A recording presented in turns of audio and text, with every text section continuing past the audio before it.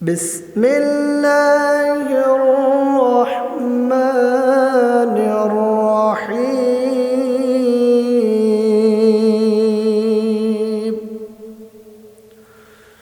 ربنا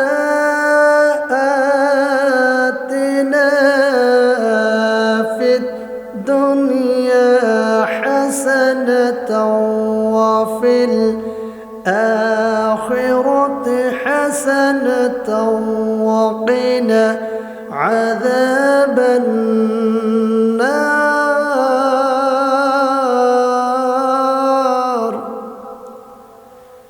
রব্বুল আলামিন বলেন, দুনিয়ার হাসানা এবং পরকালের হাসানা যদি বান্দা তোমরা পেতে চাও, তাহলে ওই সমস্ত বান্দা বান্দীদেরকে কয়েকটি বিষয়ে দুনিয়াতে পেতে হবে।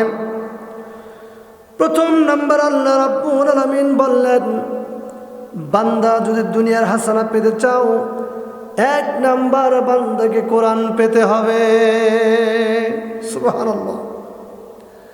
আমার প্রিয় বন্ধুগণ, আমার প্রিয় ভাইয়েরা, আল্লাহ রাব্বুল আলামিনের কাছে তামাম পৃথিবীর মুসলিম উম্মাহ বারবার দোয়া করে বলেন, রব্বানা আতিনা ফিদ দুনিয়া হাসানাতাও ওয়া ফিল আখিরাতি হাসানাতাও ওয়া কিনা আযাবান নার। বান্দা বান্দীগুলি দুনিয়ার কল্যাণ চায়, পরকালের কল্যাণ চায়, দুনিয়ার হাসানা চায়, আখিরাতের হাসানা চায় এবং জাহান্নাম থেকে মুক্তি পেতে চায়। রব্বুল আলামিন বলেন, ও আমার বান্দা বান্দীরা, তোমরা যদি দুনিয়াতে হাসানা পেতে চাও, প্রথম নম্বর আমি আল্লাহ পাকের কোরআন তোমাদেরকে পেতে হবে।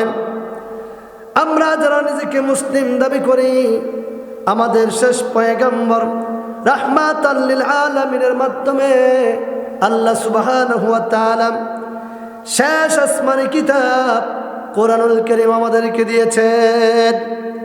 আল্লাহ রাব্বুল আলামিন বলেন, কোরআনুল কারীমের প্রথম নাম্বার সূরা, প্রথম নাম্বার পারা, দ্বিতীয় নাম্বার সূরা, সূরা বাকারার 121 নম্বর আয়াতে বলেন, আল্লাযীনা আতাইনাহুমুল কিতাব ইয়াতলুনাহু হাক্কা তিলাওয়াতিহি উলাইকা ইউমিনুনা বিহি ওয়া মান ইয়াকফুর বিহি ফাউলাইকা হুমুল খাসিরুন। জোরে বলে আল্লাহু আকবার। আমার প্রিয় ভাইয়েরা, আল্লাহ রাব্বুল আলামিন বলেন, আমি যাদেরকে ধর্মগ্রন্থ দিয়েছি, যারা সঠিকভাবে সত্য বুঝে এই কিতাবটা বিশ্বাস করে, আল্লাহ রাব্বুল আলামিন বলেন, যারা বিশ্বাস স্থাপন করেছে, আল্লাহ রাব্বুল আলামিন ওই সমস্ত বান্দাগুলিকে কবুল করে নেবেন। পক্ষান্তরে যারা এই কিতাবকে অবিশ্বাস করেছে, তারা দুনিয়া এবং আখিরাতে ক্ষতিগ্রস্ত হয়ে যাবে। নাউজুবিল্লাহ।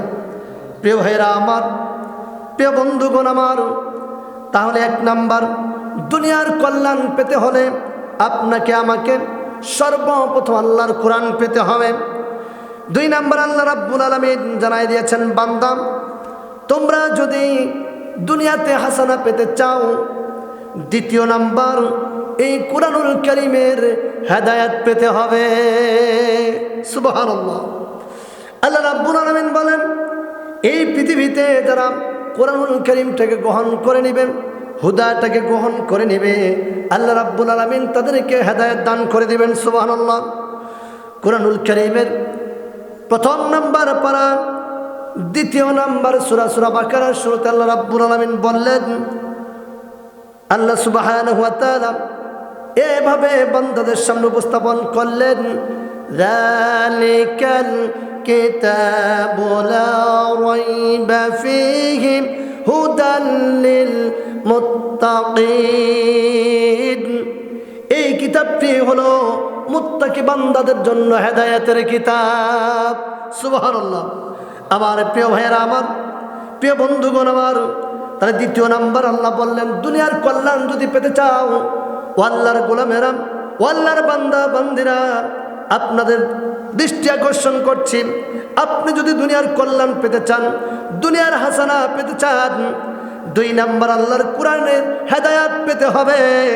তাহলে আপনি দুনিয়ার কল্যাণ পেয়ে যাবেন, দুনিয়ার হাসানা পেয়ে যাবেন। ও আমার বন্ধুগণ, আপনাদেরকে বলি, 3 নাম্বার শর্ত আল্লাহ রাব্বুল আলামিন দিয়েছেন। ও দুনিয়াবাসী, দুনিয়ার যদি হাসানা পেতে চাও, 3 নাম্বার শর্ত হলো তোমাকে পরিশ্রমী হতে হবে। সুবহানাল্লাহ। পরিশ্রম করার সক্ষমতা থাকা লাগবে। আমার প্রিয় বন্ধুগণ, এই পৃথিবীতে যুগে যুগে আল্লাহ অসংখ্য পয়গম্বর রাসূল প্রেরণ করেছেন। এমন কোনো পয়গম্বর পৃথিবীতে আসেন নাই যে সমস্ত পয়গম্বররা তারা শরীরের শক্তি দিয়ে কাজ করেন নাই, কর্মজীবী ছিলেন না, এমন কোনো নবী পৃথিবীতে আসে নাই। সুতরাং দুনিয়ার কল্যাণ যদি আপনি আমি পেতে চাই, অবশ্যই আল্লাহ রাব্বুল আলামিন বললেন, বান্দা তোমাকে পরিশ্রমী হতে হবে। সুবহানাল্লাহ। প্রিয় ভাইয়েরা আমার, প্রিয় বন্ধুগণ আমার, আল্লাহ রাব্বুল আলামিন জানাই দিলেন, বান্দারে দুনিয়ার যদি হাসানা তুমি পেতে চাও, দুনিয়ার কল্যাণ যদি পেতে চাও, 4 নাম্বার আল্লাহ রাব্বুল আলামিন বললেন, তোমাকে নিরাপত্তা লাভ করা লাগবে। এই পৃথিবীতে মানুষরা বসবাস করে ভয়ের মধ্যে থাকে, আতঙ্কের মধ্যে থাকে, চোর ডাকাতের ভয় থাকে, কত না অসহায় মানুষের জীবন যাপন আজকে হচ্ছে। মানুষের কোনো নিরাপত্তা নাই, মানুষের জীবনের কোনো নিরাপত্তা নাই, মেয়ের কোনো নিরাপত্তা নাই, স্ত্রীর কোনো নিরাপত্তা নাই। স্বামী স্ত্রী সন্তানাদিকে বাড়িতে রেখে যায়, ওই স্বামী সারাটা দিন টেনশন ফিল করে, আমার স্ত্রী আমার সন্তানগুলি নিরাপদে থাকতে পারবে কিনা। আল্লাহ রাব্বুল আলামিন বললেন, বান্দা তোমার দুনিয়াতে বেঁচে থাকার জন্য নিরাপত্তা লাভ করা লাগবে। সুবহানাল্লাহ। আমরা যদি আজকে পৃথিবীর আনাচে কানাচের দিকে তাকাই, আমার প্রিয় বন্ধুগণ, আমরা দেখতে পাই অসহায় মানুষগুলি আজকে হয়ে যাচ্ছে। রাস্তাঘাটে আমরা দেখতে পাই কত মানুষকে অন্যায়ভাবে হত্যা করে ফেলেন, তার জীবনের কোনো নিরাপত্তা নাই। আল্লাহ রাব্বুল আলামিন বললেন, ও আমার গোলামেরা, তোমরা যদি দুনিয়ার হাসানা পেতে চাও, বারবার তো আমি আল্লাহর কাছে দোয়া করো, দুনিয়ার হাসানা এবং পরকালের হাসানা তোমরা লাভ করতে চাও। কিন্তু বান্দা তোমার বেঁচে থাকার যে নিরাপত্তা, এই নিরাপত্তা যদি লাভ করতে পারো, তবেই তুমি দুনিয়ার হাসানা পেয়ে যাবে। সুবহানাল্লাহ। আমার প্রিয় বন্ধুগণ, আল্লাহ রাব্বুল আলামিন জানাই দিলেন, 5 নাম্বার শর্ত হলো, যদি আপনি আমি দুনিয়ার হাসানা পেতে চাই, দুনিয়ার কল্যাণ পেতে চাই, আল্লাহ রাব্বুল আলামিন বললেন, দুনিয়ার সুখ ও শান্তি আপনাকে পেতে হবে। দুনিয়ার সুখ, দুনিয়ার শান্তি। রাসূল আরবি সাল্লাল্লাহু আলাইহি সাল্লাম মক্কার জিন্দেগিতে এবং মদিনার জিন্দেগিতে যখন ইসলামকে প্রতিষ্ঠিত করলেন, তখন সেই মদিনাটা হয়ে গেল দুনিয়ার বুকে একটি জান্নাতের মিনি মডেল। সুবহানাল্লাহ। সুতরাং দুনিয়ার শান্তি আপনাকে পেতে হবে, দুনিয়ার সুখ শান্তি আপনাকে পাওয়া লাগবে। এই পৃথিবীতে আপনি যদি হাসানা পেতে চান, আপনাকে আমাকে দুনিয়ার সুখ শান্তি আল্লাহ যা রেখে দিয়েছেন, সেটা আপনাকে আমাকে লাভ করা লাগবে। প্রিয় ভাইয়েরা আমার, প্রিয় বন্ধুগণ আমার, পর্দার মা বোনেরা, এরপরে আসেন আল্লাহ রাব্বুল আলামিন বললেন 6 নাম্বার পয়েন্টে, 6 নাম্বার আপনাকে সুস্থতা পাওয়া লাগবে। সুবহানাল্লাহ। এই পৃথিবীতে আল্লাহ রাব্বুল আলামিন মানুষের জন্য যত নিয়ামত রেখে দিয়েছেন, তার মধ্যে দামি নিয়ামতের নাম হলো সুস্থতা। সুবহানাল্লাহ। প্রিয় ভাইরা আমার, আপনি আমি যদি সুস্থ না থাকি, আপনি আমি যদি সুস্থতা লাভ করতে না পারি, রোগাক্রান্ত হয়ে যাই, অসুস্থতার মধ্যে পড়ে যাই, আমরা কোনো কাজকর্ম করতে পারবো না, আল্লাহর ইবাদত বন্দিগুলিকেও করতে পারবো না। এই জন্য আল্লাহ রাব্বুল আলামিন বললেন, ও বান্দা, ও বান্দি, তোমরা যদি দুনিয়ার কল্যাণ পেতে চাও, দুনিয়ার হাসানা পেতে চাও, তাহলে অবশ্যই অবশ্যই তোমাকে সুস্থতা লাভ করা লাগবে। সুবহানাল্লাহ। এই জন্য দুনিয়ার কল্যাণ পেতে হলে আমার প্রিয় বন্ধুগণ 6 নম্বর আল্লাহ পাক বললেন যে তোমাকে দুনিয়ার সুস্থতা লাভ করতে হবে। 7 নম্বর আল্লাহ রাব্বুল আলামিন বললেন, ও আল্লাহর বান্দা বান্দিরা একটু কান লাগান। আল্লাহ রাব্বুল আলামিন বললেন, দুনিয়ার হাসানা পেতে চাও, দুনিয়ার কল্যাণ পেতে চাও, তাহলে তোমাকে একটি কোরআনের সমাজ ব্যবস্থা লাভ করা লাগবে। বড় দুঃখের সাথে বলতে হয়, আমার বন্ধুগণ, আমার ভাইয়েরা, গোটা পৃথিবীতে আজকে তালাশ করলে আমরা দেখতে পাই দুনিয়ার সমাজ ব্যবস্থাপনা এটি একটি মানব রচিত সমাজ ব্যবস্থাপনায় পরিণত হয়েছে। গোটা পৃথিবীতে তালাশ করে একটা সমাজ ব্যবস্থাপনায় আমরা গিয়ে কোরআন দিয়ে সমাজ পরিচালিত হয় এমন কোনো ভূখণ্ড আজকে পৃথিবীতে নাই।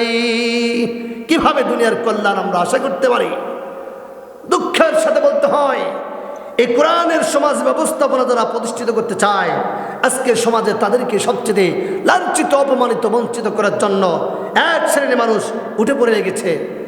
আমার প্রিয় বন্ধুগণ, এই জন্য আপনাকে দুনিয়ার কল্যাণ পেতে হলে আল্লাহ রাব্বুল আলামিন বলেন, বান্দা, তোমাকে একটা সমাজ পেতে হবে যেই সমাজ কোরআন দিয়ে চলবে। তোমাকে একটা রাষ্ট্র পেতে হবে যে রাষ্ট্রটা কোরআন দিয়ে চলবে। কিন্তু দুঃখের সাথে বলতে হয়, প্রত্যেকটা মুসলমানের ঘরে ঘরে কোরআন আছে, কিন্তু কোরআনের সমাজ ব্যবস্থাপনা আজকে নাই। প্রিয় ভাইরা আমার, আসুন সামনে যাই।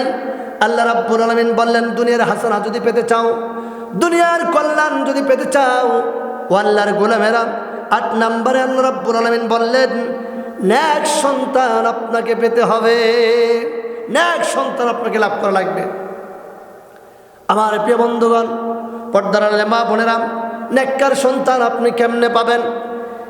সামান্য একটু আপনাদেরকে টাচ দিয়ে যাই, অনেক লম্বা কথা আপনাদেরকে সম্পূর্ণ করতে পারছি না, একটুখানি বলি। ও আমার প্রিয় মা বোনেরা, আপনি যদি নেককার সন্তান লাভ করতে চান, ও মা, আপনার মাধ্যমে সন্তান পৃথিবীতে আসবে। আপনি যদি ভালো না হন, আপনি যদি নেককার না হন, আপনি যদি পরেজগার না হন, আপনি যদি মুত্তাকি না হন, তাহলে আপনি কেমনে একজন নেককার সন্তান লাভ করবেন? এই জন্য আসুন, আপনি মা, আপনি দিনদার হয়ে যান, আপনি মুত্তাকি হয়ে যান, আপনি আল্লাহওয়ালা হয়ে যান। আপনি যদি আল্লাহওয়ালা হয়ে যেতে পারেন, আপনি যদি নেককার হতে পারেন, আপনি যদি পরেজগার হতে পারেন, আপনি যদি আল্লাহ ভীরু হতে পারেন, আল্লাহ রাব্বুল আলামিন আপনার গর্ভে যেই সন্তান দেবে, সেই সন্তানটা জামানার শ্রেষ্ঠ আল্লাহর ওলিতে পরিণত হয়ে যাবে। সুতরাং আপনি নেককার সন্তান পাওয়ার পূর্বে আপনাকে নেককার বাবা হতে হবে, নেককার মা হতে হবে, তবেই আপনি নেককার সন্তান পেতে পারবেন। আর আল্লাহ পাক বলছেন, দুনিয়ার হাসানা পেতে হলে আপনাকে নেককার সন্তান লাভ করতে হবে। সুবহানাল্লাহ। আমার প্রিয় বন্ধুগণ, আমার প্রিয় মা বোনেরা, একটু খেয়াল লাগান। আল্লাহ রাব্বুল আলামিন 9 নম্বরে বললেন, আমি যদি দুনিয়ার হাসানা পেতে চাই, তাহলে আপনাকে আমাকে ধৈর্য ধারণ করতে হবে। কিন্তু আমার বন্ধুগণ, দুঃখের সাথে বলতে হয়, আজকে আমাদের ধৈর্য হারা হয়ে যায়। আমরা অল্পতে আমরা বেহুশ হয়ে যাই, অল্পতে আমরা ঘাবড়িয়ে যাই, আমরা হতাশ হয়ে যাই।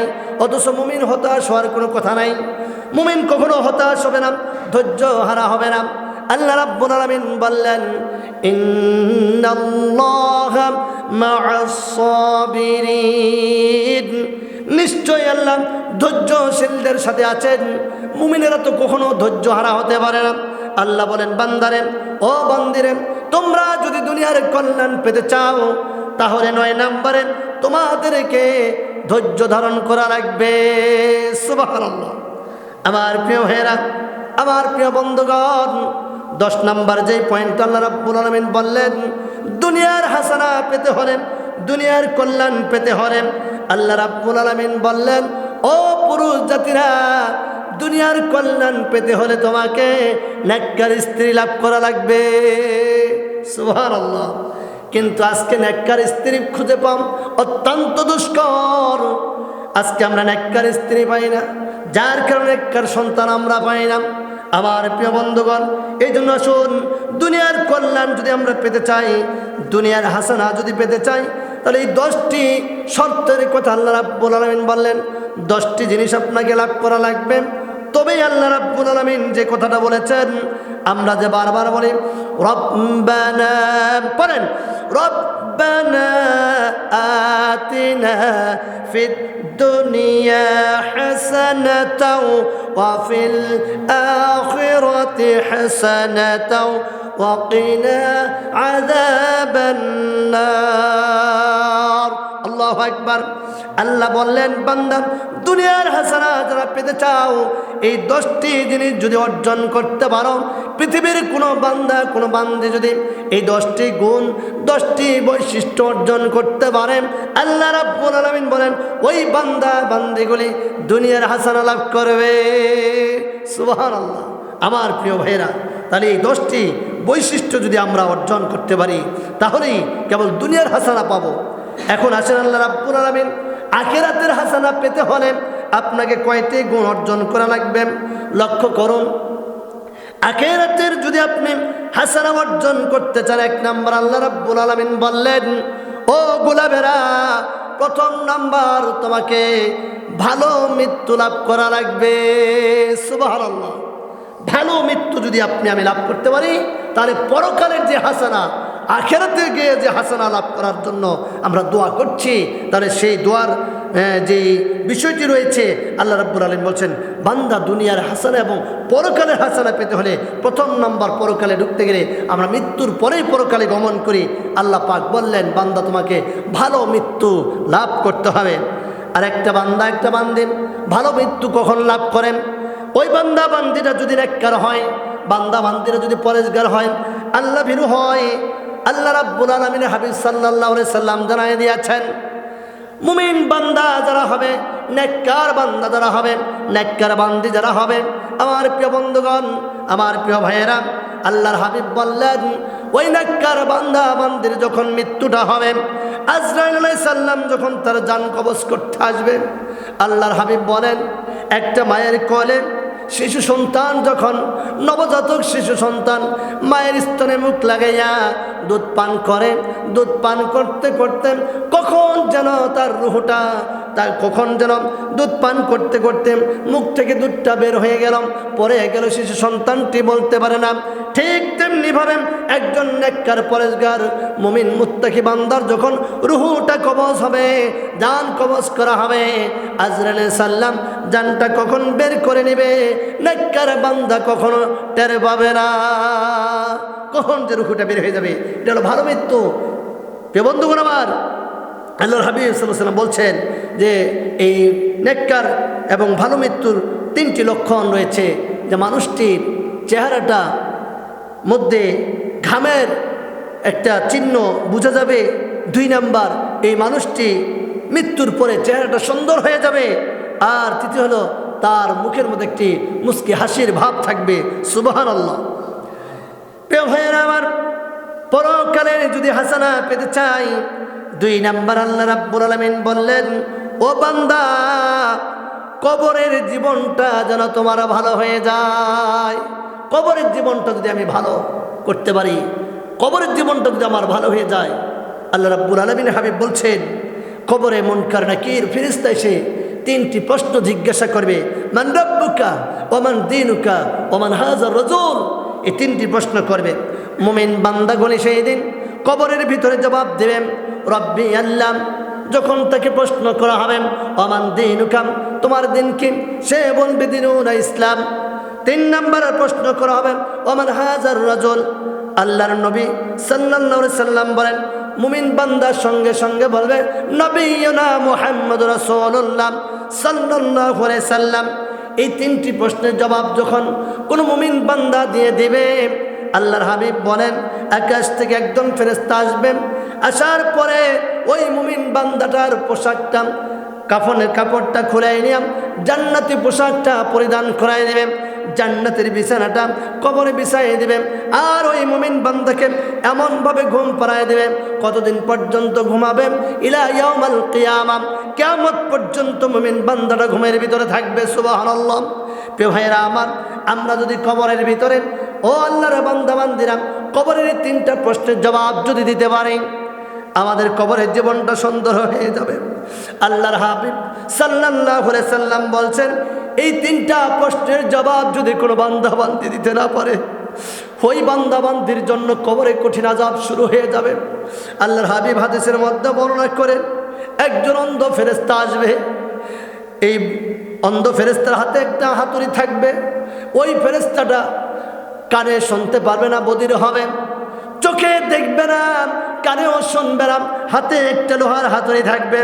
আল্লাহর হাবিব বলেন, মানুষটা যদি বেঈমান হয়, মানুষটা যদি বেনামাজি হয়, বান্দা বান্দিরা যদি বেঈমান অবস্থায় ওই কবরের জিন্দেগিতে ঢুকে যায়, ওই অন্ধ ফেরেশতারা আসবেন, একটা করে আঘাত করবে, 70 গোছ মাটির নিচে চলে যাবেন, আবার ফেরেশতা তুলবেন, আবার হাতুড় দিয়ে মারবেন। আল্লাহর নবীকে প্রশ্ন করা হলো, ইয়া রাসূলুল্লাহ, ইয়া হাবিবাল্লাহ, কতদিন পর্যন্ত তাকে আযাব দেওয়া হবে? আল্লাহর নবী বলেন, ইলা ইয়াউমাল কিয়ামah, কিয়ামত পর্যন্ত তাকে এইভাবে শাস্তি দিতে থাকবে। নাউযুবিল্লাহ। আমার প্রিয় ভাইয়েরা আমার, এই জন্য কবরের জীবনটা যদি ভালো না হয়, আখিরাতের হাসানা পাওয়া যাবে না। প্রিয় ভাইয়েরা আমার, আর লম্বা করছি না, সামনের দিকে আগাই, একটু মনটা লাগান। প্রিয় ভাইয়েরা আমার, আখিরাতের হাসানা পেতে হলে প্রথম নাম্বার আপনাকে ভালো মৃত্যু লাভ করা লাগবে, 2 নাম্বার কবরের জিন্দেগিটা ভালো হওয়া লাগবে, 3 নাম্বার আল্লাহর হাবিব সাল্লাল্লাহু আলাইহি সাল্লাম বলছেন, হাসরে যেন আপনার আমার জন্য ভালো হয়ে যায়। কারণ হলো হাসরের ময়দানটা অত্যন্ত ভয়াবহ হবে, অত্যন্ত কঠিন হবে। একদিন নয়, 2 দিন নয়, আল্লাহর গোলামেরা, আল্লাহর বান্দা বান্দিরা, যারা এই কথাগুলি শুনছেন, যেখান থেকেই শুনছেন, এই মাইকের আওয়াজ যতদূর পর্যন্ত পৌঁছে যায়, সকলকে বারবার লক্ষ্য করে বলছেন, হাসরের ময়দানটা অত্যন্ত কঠিন হবে।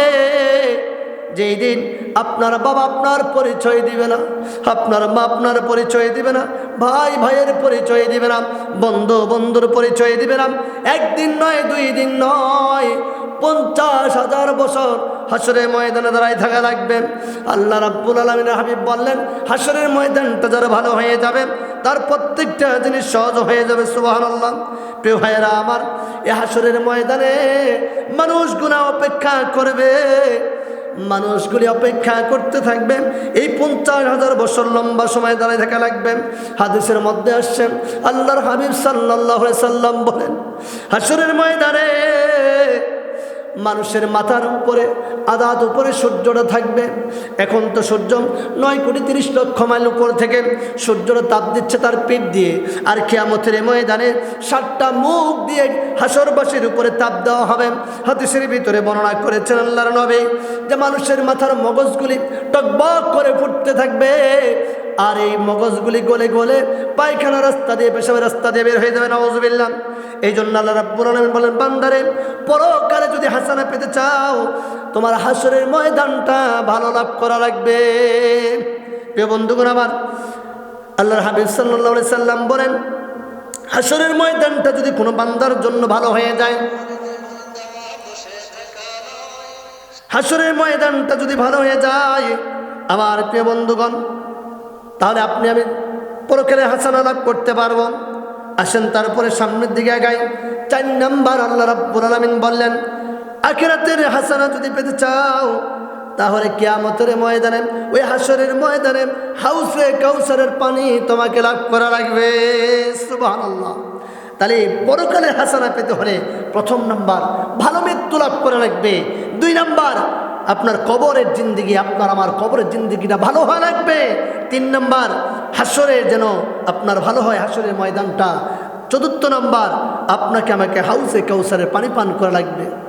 আমার প্রিয় বন্ধুগণ, হাউসে কাউসারের পানি পান করতে যদি আপনি আমি পারি, আল্লাহর হাবিব সাল্লাল্লাহু আলাইহি সাল্লাম বলছেন, ওই যে 50,000 বছর দাঁড়িয়ে থাকা লাগবে।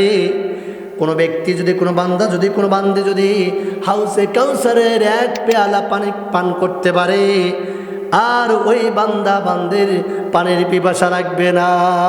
সুবহানাল্লাহ।